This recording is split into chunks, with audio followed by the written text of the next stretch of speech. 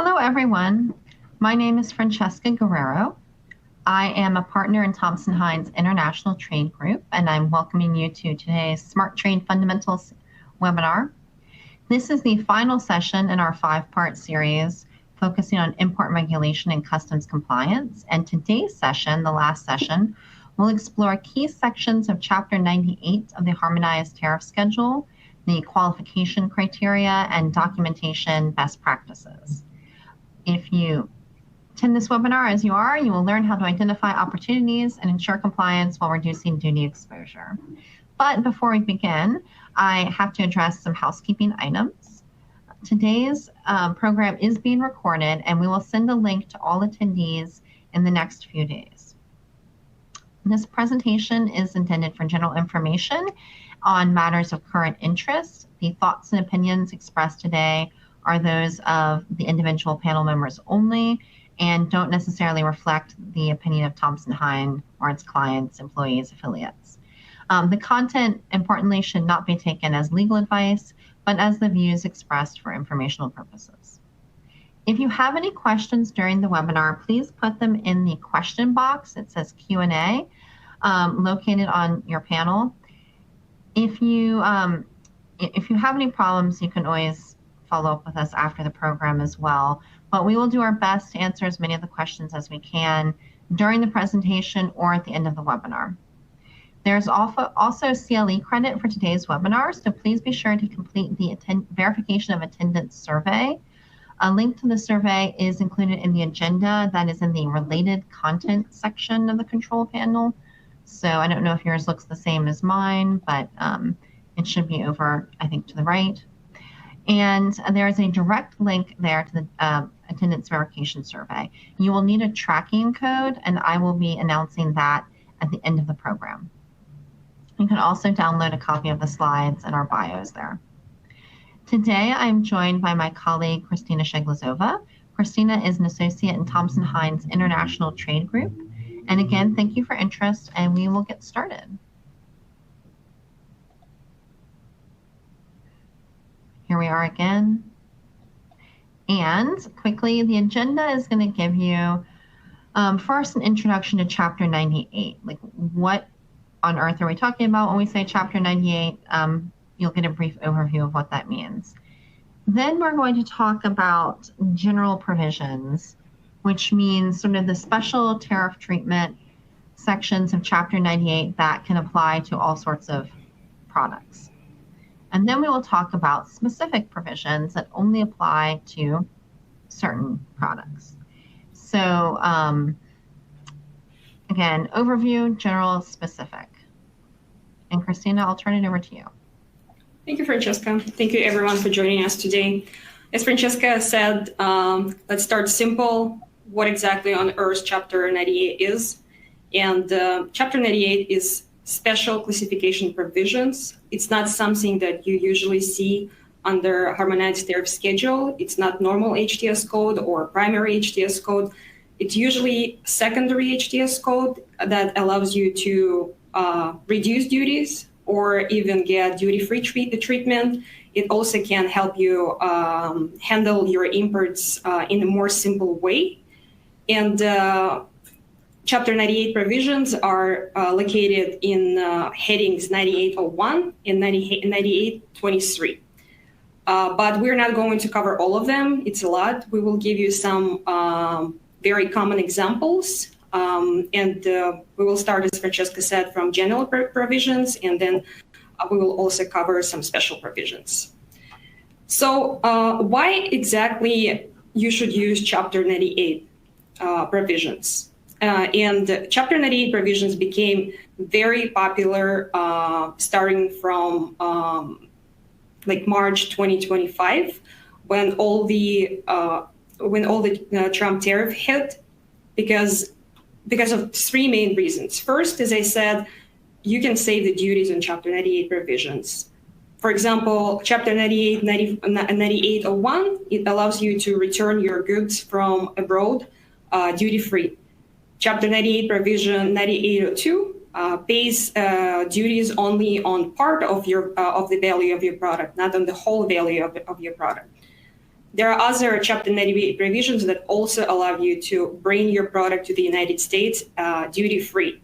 And if previously, before all these high tariffs were imposed, Chapter 98 provision was also used, but not as much as since the beginning of 2025.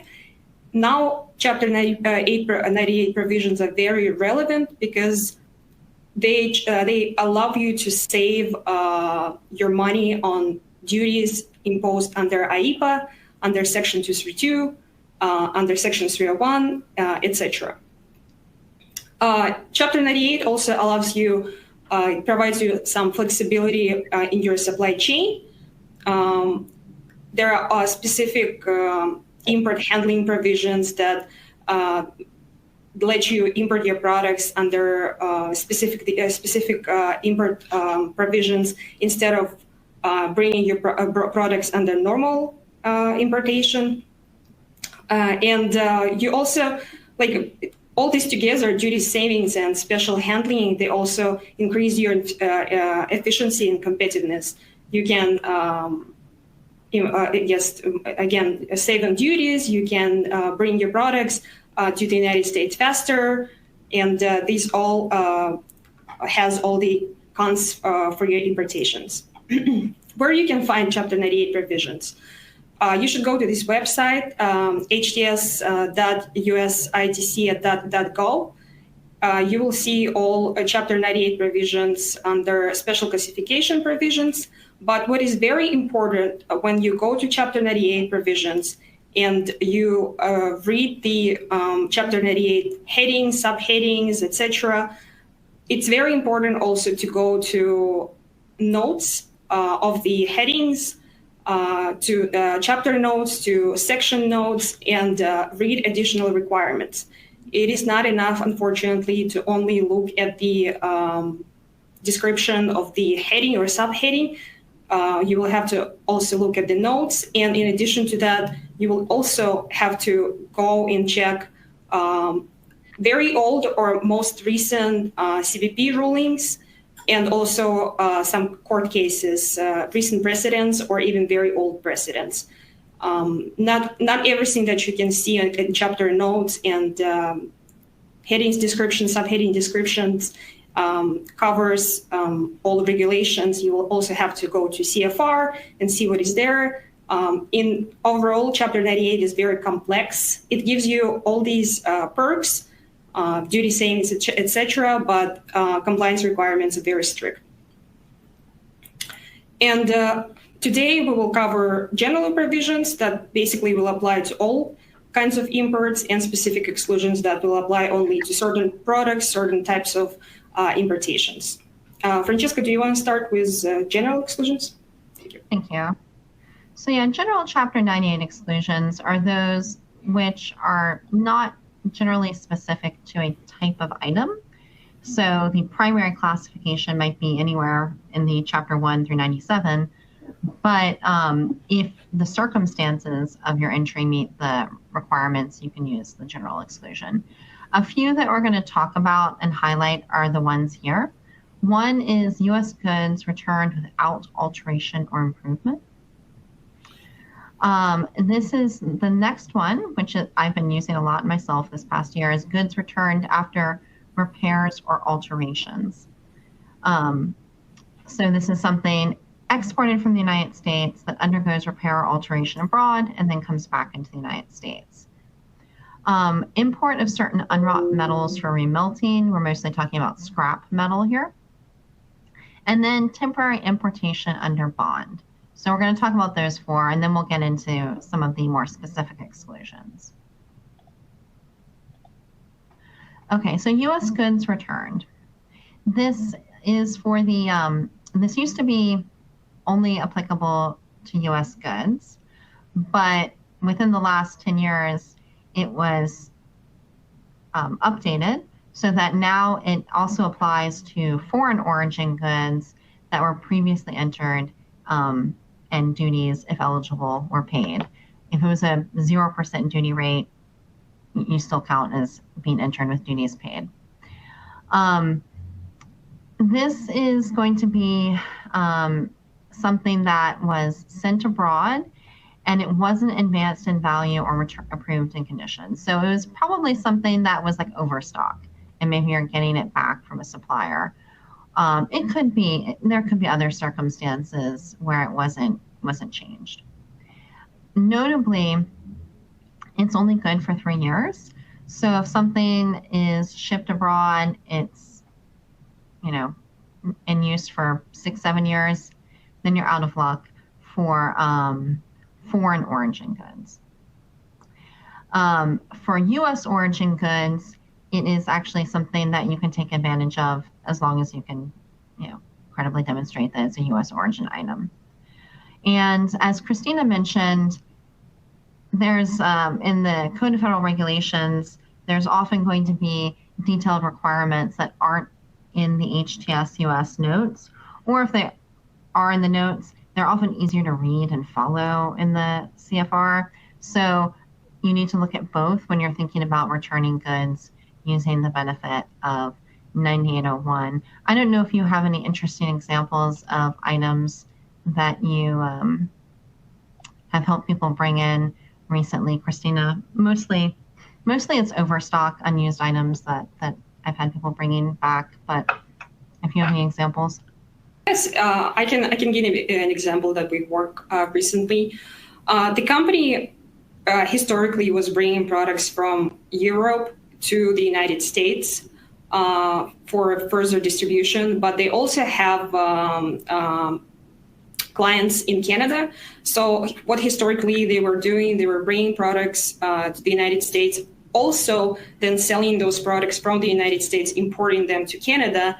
But in many cases, they were not able to sell the whole stock, Francesca, as you said, and they had to bring some products back to the United States from Canada.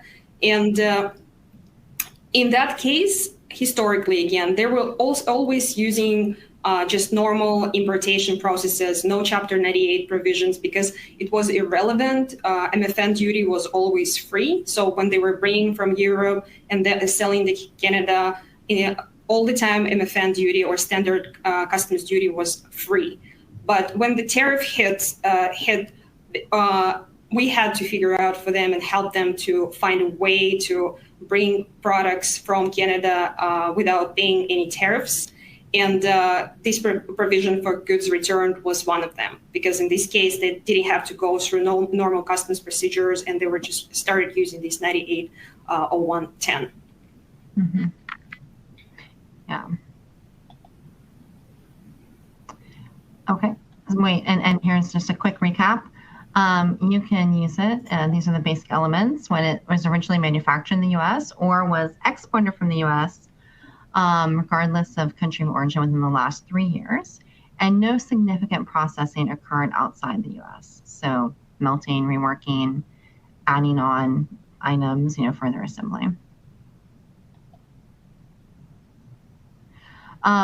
So to prove eligibility, here's some of the documentation you'll need. You're going to need a declaration by the foreign shipper that the goods were not advanced in value or improved in condition. You're going to need a declaration by the owner or the importer that they have knowledge of the facts, and basically repeating the same information in the other certificate. You're going to need to have proof of export documentation, such a copy of the entry into the foreign country or the U.S. export invoice or bill of lading. And if the value exceeds $2,500 and it's not clearly marked with the address of the U.S. manufacturer, we'll just say CBP may request additional documentation. That doesn't mean you can't use it, but you have a greater chance of documentation to sort of confirm origin or prior entry into the U.S. I will say the first three are going to look familiar for several Chapter 98 provisions, including the next one that we're going to discuss. So this notion of having to have certificates that you keep on file and you maintain your records, and having proof of export documentation applies to several entries. For example, it applies to this one. So this is goods that are, again, they have exported to the United States at some point. and then they undergo a process of repair or alteration, and then they are returned. So this is really a sister provision to the other provision. But this is when something happens to the good. And I will say there's a limitation. So it says alteration or repair. There is a point at which too much is happening to this product. It's being transformed or turned into a new product. And so it no longer qualifies as just repair or alteration. So there's a bit of a continuum here. 9801 is not very much happens to it. It's returned without being advanced in value. 9802 is there's some repair or alteration. And then there's going to be goods that are disqualified. But here we've got this sort of middle ground. Repairs or alterations, they break it down by warranty versus non-warranty. And there's not really a tariff difference here, but the practical difference is that if it's repaired under warranty, when you start talking about the value of the repair, sometimes it's a little trickier to get the documentation because no one's paying someone for the repair. It also covers alterations. For example, one of the recent rulings that I looked at for a case involved T-shirts that had been imported from China and then sent to Mexico for silk screening and then returned to the United States. And that's considered an alteration, the silk screening. Documents you're going to need is, again, you're going to need a declaration or sort of a certificate from the company that performs the repairs that this time says not that nothing happened to them, but that in fact you perform repairs or alterations on these articles, this date and time, and the cost charged, or again, if it's under warranty, a reasonable value of the work. And then you're going to need another certificate from the importer that says, yes, we confirm these articles were exported from the U.S. and that the information that's provided by the company that did the repair or alteration is accurate. And this has a provision in chapter, this little typo there, but in CFR 10.8, there's for further information, all the requirements. When you calculate duty, so this is the fun one. So when you calculate duty on an item that was repaired or altered, you're going to enter two different values. And the value of the item when it was exported before the repair or alteration is going to be one value. And then the value of the work that was done is going to be the second value. And the United States will only apply duties to that second value, the value of the repair or alteration. The value is going to be determined based on where the repair or alteration occurs and not on the country of origin of the original item. So interestingly, in that T-shirt case I was looking at, one of the reasons it went for a ruling is that the T-shirts came from China. Section 301 duties were paid on the T-shirts when they came in from China. And then they went to Mexico for silk screening. And when they came back, not only was the silk screening alteration value dutiable at the rate for Mexico, which was zero, but dutiable at the rate for Mexico. But also they said Section 301 duties did not apply to that value for Mexico. So yes, so that you've got the value of the repair alteration, and it's, the duties are going to be based on where this activity is happening. Please keep in mind, we've got a little note here, that for marking purposes, the country of origin of this good is still going to be the place it was transformed. So in the T-shirt scenario, it's still a Chinese T-shirt. Putting the silk screening on it didn't change the country of origin. Also, and this is, I will say, a bit, there's some questions about this last bullet under the Trump tariffs, but under USMCA, it says that when repairs or alterations are done in Mexico or Canada, they are duty-free. And we have seen that being honored on various entries that we've worked on now from Mexico or Canada. So Mexico, Canada, that's a big reason that you've got a lot of shops that are going to be doing some changes to goods along the border. Let's see. I know we had a few questions, but I think we did have a 9813 question. I'm going to read this one as an example in a second of what might be covered. But. So now we've got 9813, temporary importation under bond. So this is when you are importing goods into the United States that you expect to export, or that you're going to, well, there's a couple other examples, but generally you're expecting to export it. And so it's kind of the reverse of Chapter 9802, where you're exporting something for a special process and bringing it back. Here you're bringing something into the United States for some sort of special activity, and then you're planning to export it. It's got a 1-year time frame for the export, but that can generally be extended for 2 more years, so up to 3 years.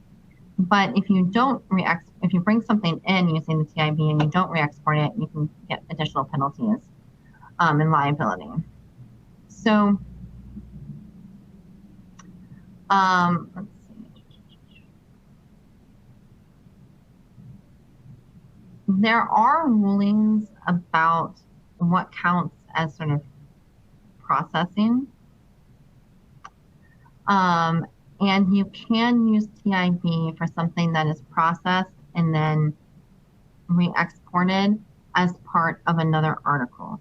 So in this rulings that we've highlighted here, CBP found that component parts that were imported and then assembled with other parts into a finished article and then exported, they still qualified for the temporary importation under bond.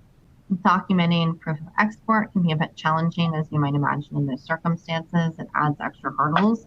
So, people using that sort of scenario might use drawback more now, and that might be why these rulings are older. But that is a possibility, and you'll see detailed requirements here. Okay, before we move on, we've got a question. I'm not going to answer it because it's a little particular, and I frankly don't know all the facts to answer it. But we did get a question about whether TIB can be used to import dry chemicals that are processed into a solution, an aqueous solution, and then exported. So again, these older rulings might lead you to say yes. It's certainly worth further analysis. So you've got scenarios like that where TIB might be something valid worth considering. Okay, and then the last of the general provisions to discuss is scrap for remelting. That was kind of my shorthand. So if you've got, let's say, a casting that you're sending overseas, and or even a casting that is purchased overseas, and there's going to be scrap removed from the further manufacture of this item. That's just an example. There are special provisions where you can bring in these unwrought metals for further smelting and shearing. These are 2 of the categories. The time of entry. So there's 2 requirements for the scrap metal. Well, there's a lot of requirements. First of all, you have to meet the requirement about having the metal waste and scrap and what its contents are. But then you have to also meet the entry time and the post-importation proof requirements, which is a little unique for Chapter 98. So the time of entry, you have to indicate that the goods are being imported for remanufacture by melting or for shredding and compacting for metal recovery. You have to file a bond, generally, if you're going to be bringing in items for this purpose. And there may be a deposit required, but you're going to have to basically notify CBP of your intent, and you're going to have a special bond. Then within 3 years, you're going to need to send back to CBP a statement to confirm that the smelting and recovery process was carried out. So it's going to be a statement from the plant manager with a detailed description of what happened and the dates on which it happened. And then if this occurs properly, CBP will liquidate the entry duty free.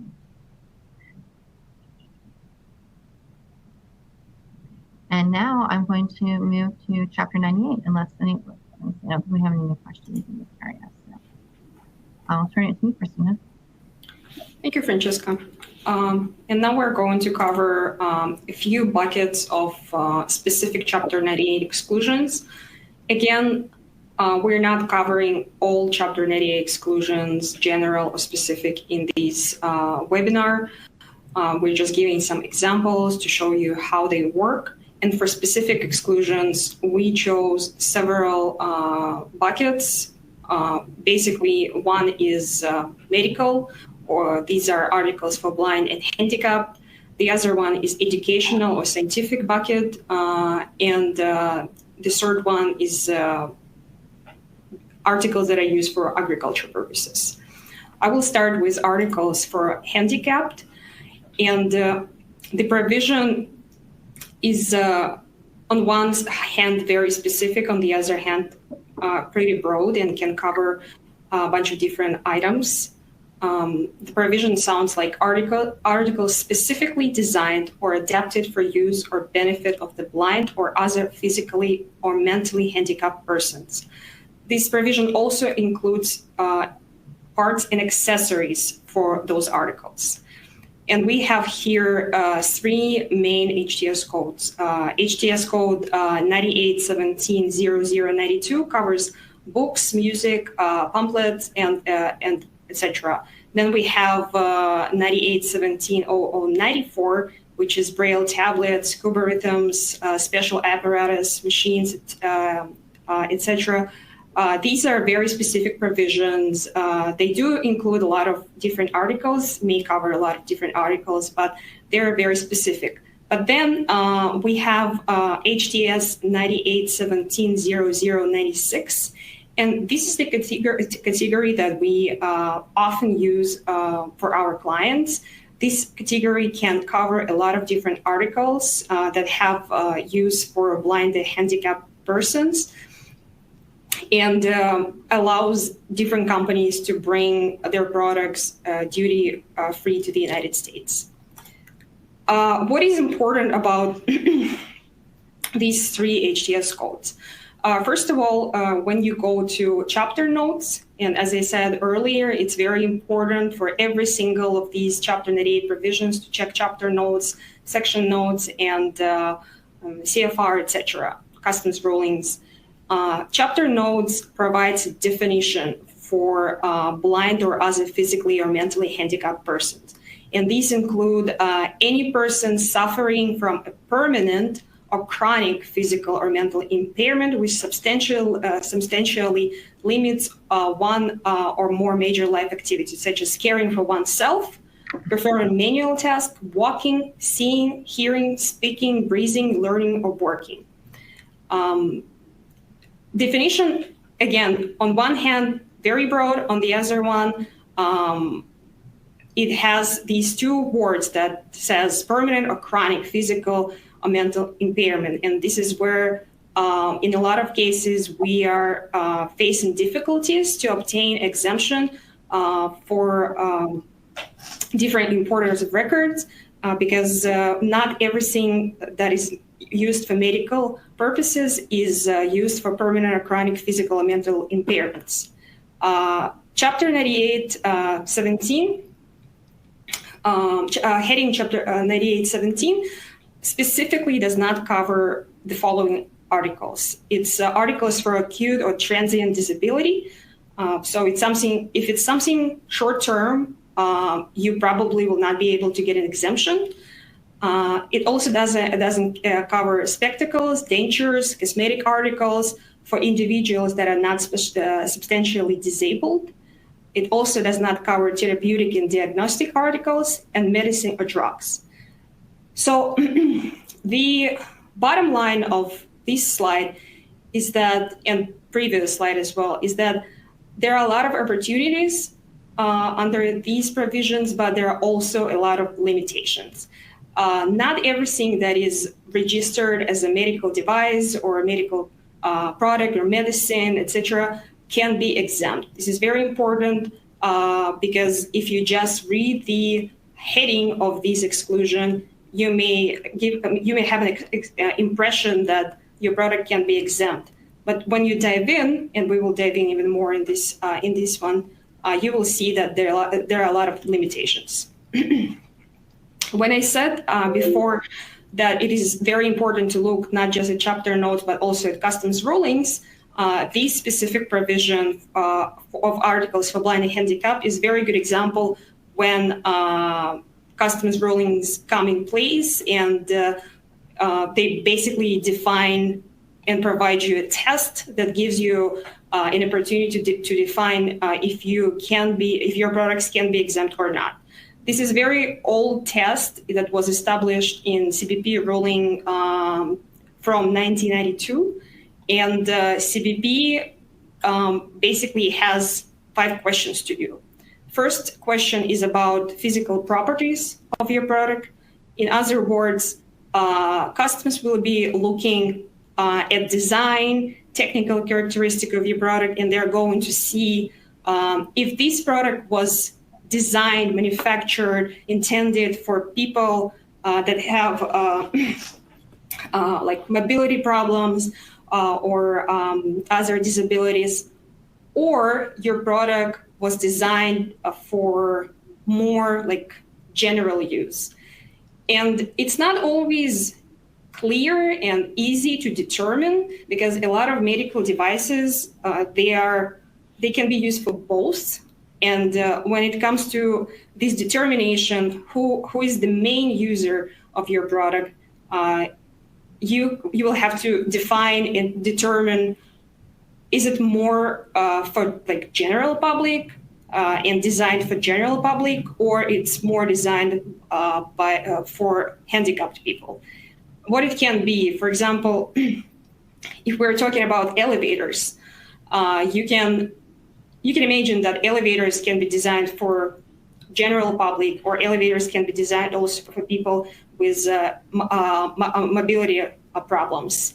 And if you're looking at that elevator and you see that technical characteristics of the elevator has a lot of features that are intended for handicapped people, for example, it can be bigger in size to be able to have like a wheelchair inside of the elevator. It can be like lower bottoms on the elevator. It can be slower elevator speed compared to normal elevators. So like door openings are different, etc. So you will have to look at your product and see what features your product have that will help you to make an argument in favor of this exclusion.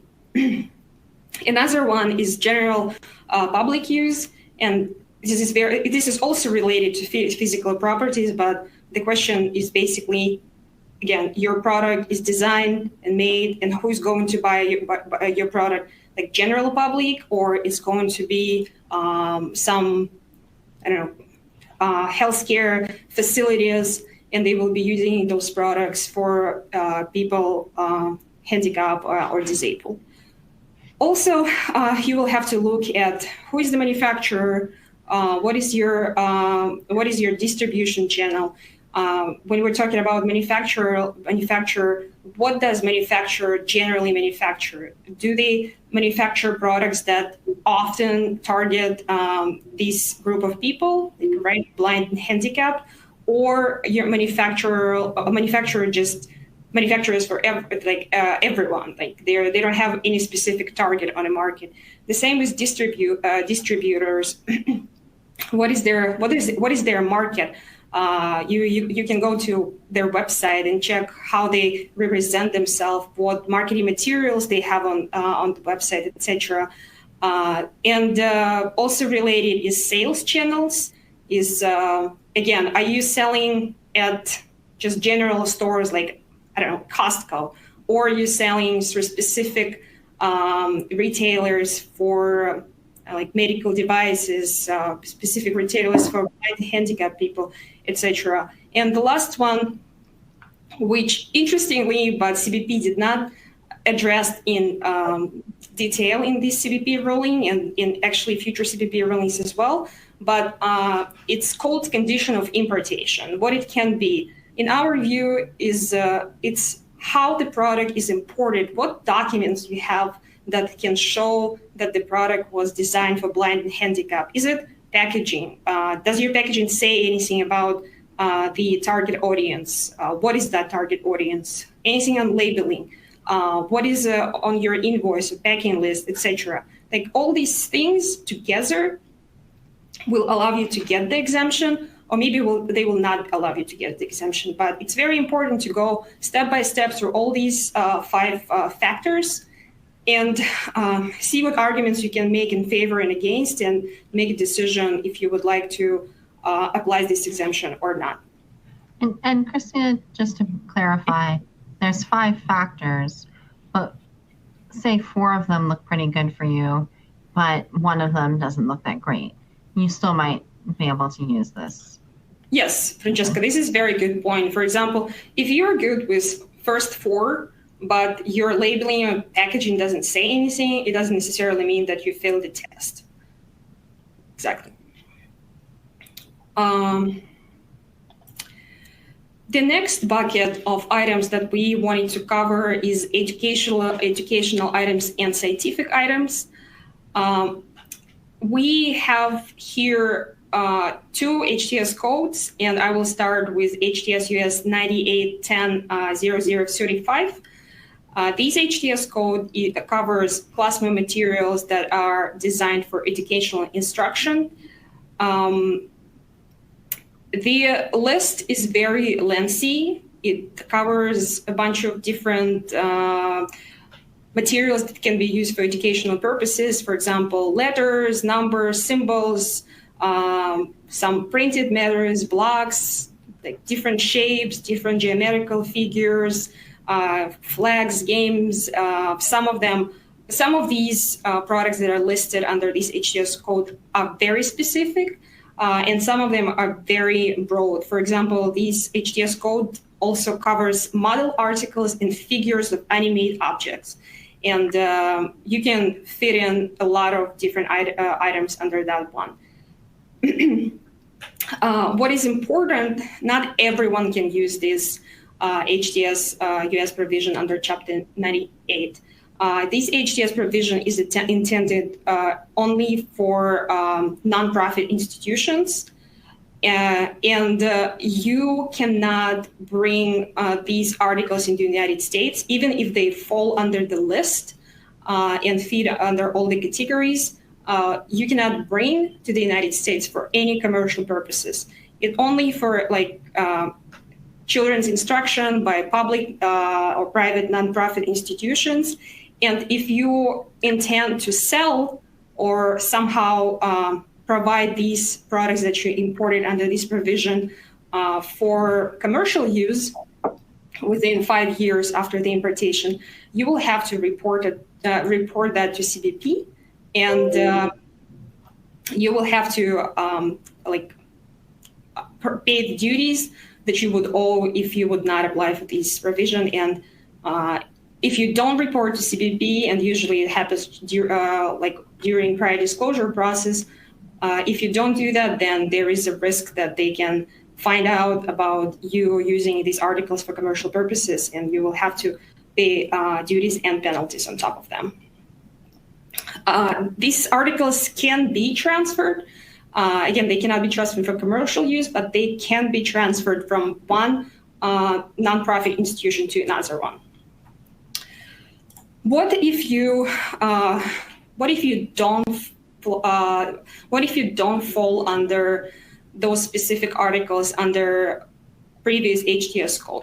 You can look at another HTS code also intended for educational and scientific instruments, also for public nonprofit institution or other facilities. And this HTS code is, on one hand, more broad, and it covers different scientific instruments and apparatus. And when you go to Chapter 98 notes, you will find the definition of scientific instrument and apparatus. But on the other hand, this HTS code is intended only for those products that don't have any US-made equivalent.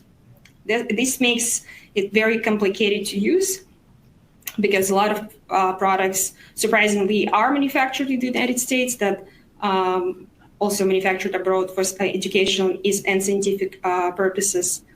This HTS code also include another subheading for repair components for those instruments and tools for maintaining and testing those instruments. But again, comparing to previous one, this one is a little bit more complicated for the main three reasons. First of all, there is a limited chapter, HTS US chapters and headings that can be used, and a lot of them are excluded. For example, very popular Chapter 95 that is used for different types of toys and similar items as toys that can be used, if you think about it, as like model instruments and apparatus. They unfortunately excluded under this Chapter 9 provision, and you cannot use it for exemption. Another thing that is very complicated to accomplish for this Chapter 98, it's not enough, as with other Chapter 98 provision, just to claim it on entry summary. Before you claim this Chapter 98 provision, you will have to file a special form ITA 338P to the Secretary of Treasury, and also it will have to go through some other agencies. They will have to review your application and establish if these articles are manufactured in the United States or not. If they are manufactured in the United States and you fall under all these provisions, but you can buy them from American manufacturers, then unfortunately you cannot apply for this exemption. And the last bucket that I have for discussion is articles for agricultural purposes.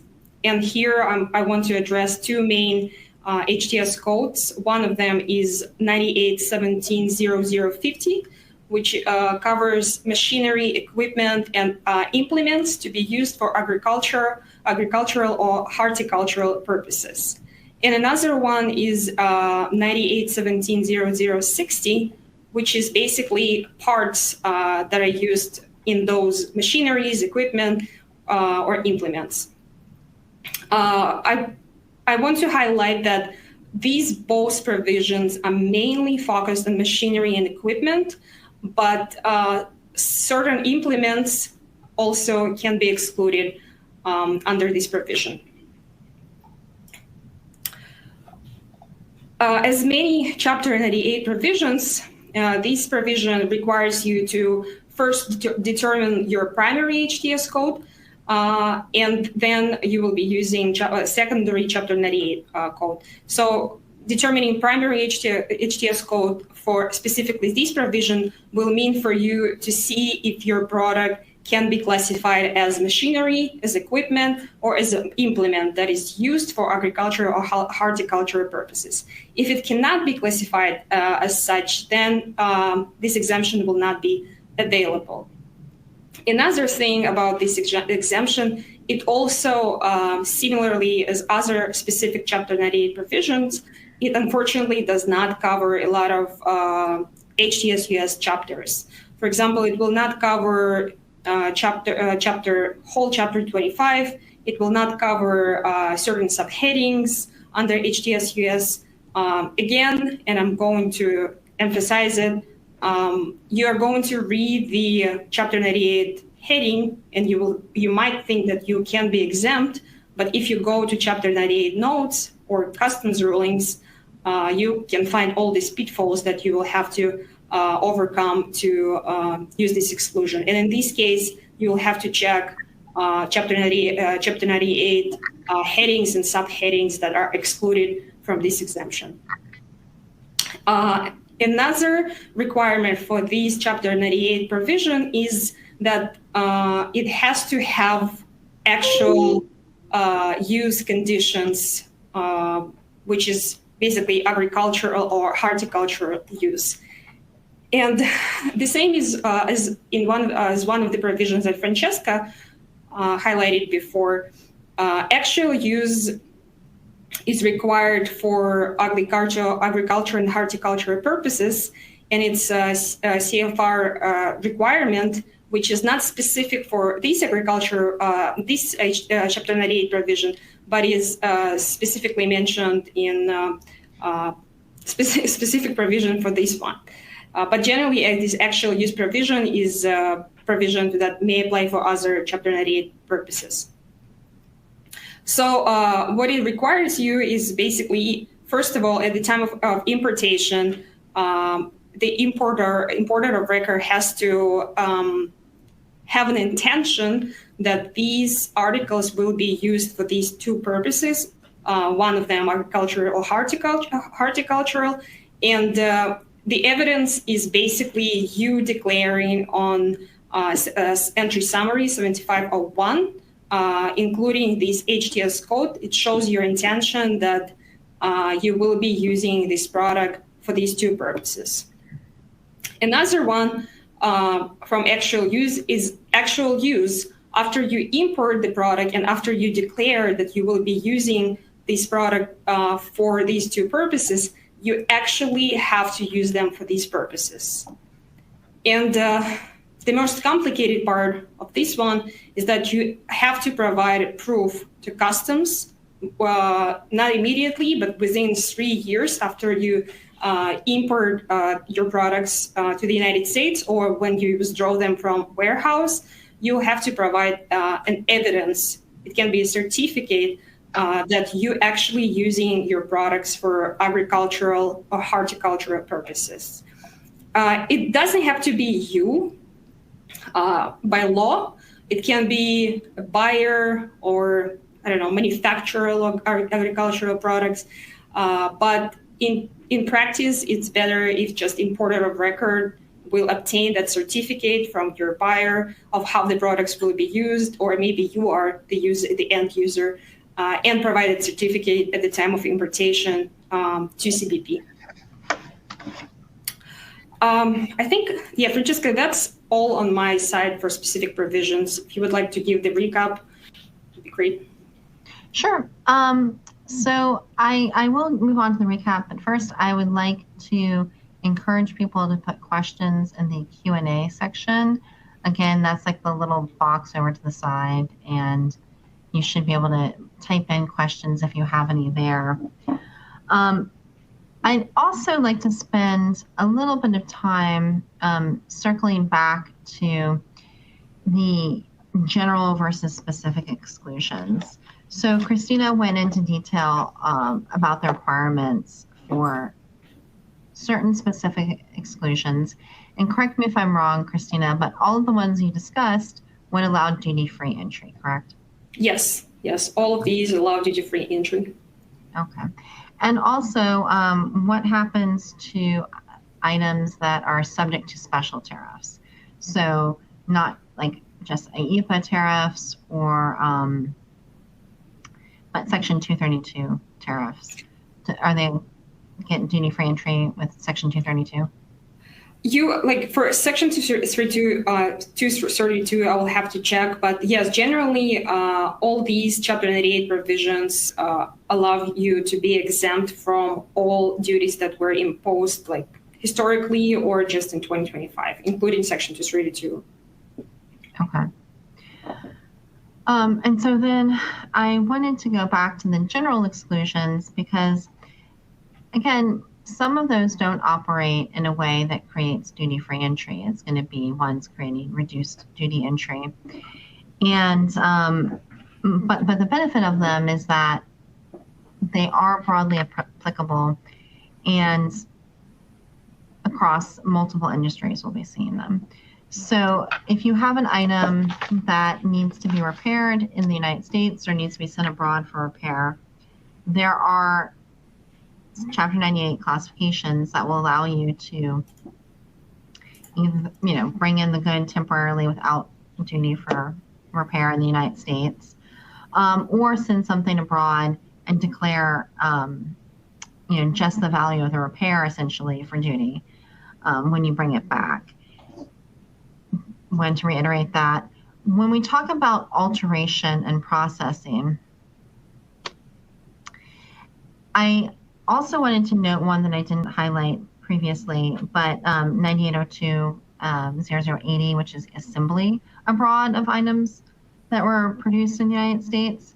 So that operates in a similar fashion where there would be a reduction of duty equivalent to the value of the items sent abroad from, that were made in the United States for assembly. Both of these allow reduction in duty, not full, not full duty-free entry, and so they haven't been quite as popular, certainly since USMCA went into effect, but since all of our MFN rates went really low. But I do see companies feeling like, that's better than the alternative, right? Even though it's not the whole the whole duty-free pie, it's still going to give you a reduction. So I wanted to circle back to that and then recap and conclude. Again, it could be duty-free or reduced treatment under Chapter 98. These all have strict compliance with documentation and other procedural requirements. So that's why when it costs 0% to bring things in, people don't pay too much attention to them. But now when you might be talking about 10, 25, 35 or more percent, it becomes highly relevant. So these can be a very cost-effective lever to reduce, mitigate your tariffs, but still be in compliance with the law, not engaging in any sort of shenanigans as we see attempted on a regular basis. But they do have a compliance requirement and do have an administrative burden. Let's see here. Oh, okay. Any further questions? And Christina, anything you want to highlight about general use of Chapter 98? Have you seen people using it unsuccessfully? And have you seen people using it successfully? And what seems to be making the difference? I've seen definitely that people are using more often Chapter 98 provisions this year than before, as I said, that because it was just not very relevant for companies to apply and comply with Chapter 98 provisions historically, because it was just easier for everyone to pay not very high MFN duties. This year, we see a lot of inquiries from companies about what they can do with their imports and how they can leverage Chapter 98 to smooth their importations and pay less tariffs. We see a lot of successful cases. I'm not aware of any unsuccessful cases. I'm not sure, cannot highlight that, unfortunately. But I believe that in the next several years, we will see even more companies using Chapter 98. It's becoming more popular. Importers start learning about Chapter 98, general and specific. And I think companies should start using them in this very, very complicated tariffs world. Okay. I do have a question here. It's about use of 9802 to, if, let's say, a vehicle is brought into Canada and an item is installed using Canada, is installed on the truck in Canada, are the Section 232 tariffs going to be imposed on the additional value? And if we're talking about an alteration, I think that is correct. Although actually I would have to check it because these things do change day by day. But again, what you're essentially going to have is an alteration that is subject to the tariffs that are imposed on Canada. If it was a repair, I haven't seen Section 232 applied. But for an alteration, I would have to check. I think that might be the case. Bottom line, these are very complicated, and we can look at that again. But whenever the tariffs applied would be based on where the repair or alteration was happening. So Christina, you had mentioned that you hadn't seen people unsuccessfully using Chapter 98.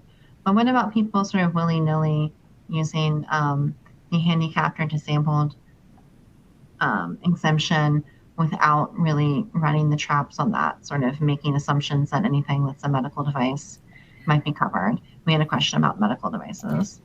Yes, we did see certain cases for handicapped when it was not 100% clear if the exemption can be used or cannot be used. What we do in those cases is, first of all, it depends on what the client wants. But number one thing is first just complying with a reasonable care standard that is set by CBP, which basically means that you have to have reasonable care to believe that your product in this case can be exempt. Then in this case, we help companies to establish arguments that they can use in case of inquiries from CBP of why they believe their product can be exempt. As you said, like certain medical devices, it's not clear they can be exempt or cannot be exempt. We can help to build those arguments in your favor, or maybe we will look at your product and we will conclude that there is very high risk that customs will not be able to grant the exemption for these products.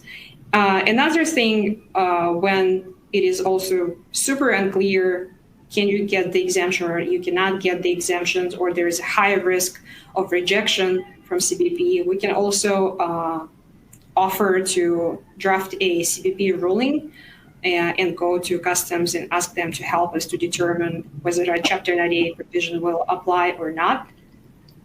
That is very safe harbor and will allow to avoid like penalties, like duties owed, etc.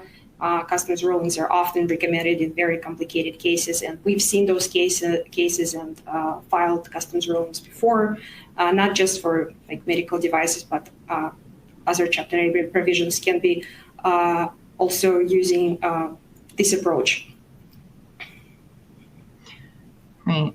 And, another tricky thing I'll note is that there's so many, with all the special tariffs, there's all these Chapter 99 lines that you have to use in connection with any line. So with Chapter 98, it's often complicated to figure out what the Chapter 99 code that your broker should be using is, especially because those are often tied to country of origin, which can be a complicated question for Chapter 98. So definitely with counsel or consultants, whatever, make sure you go all the way to that piece of advice if you're looking at taking advantage of this. That's a very good point, Francesca. And if you're not currently receiving our updates and invitations, we invite you to go to the Thompson Hine website and register under the Publications tab, or go to our blog, SmartTrade.com, and subscribe to the blog. That way you get a real-time updates.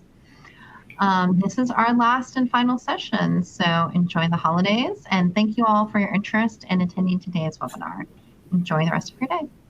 Thank you. Have a good day. Bye.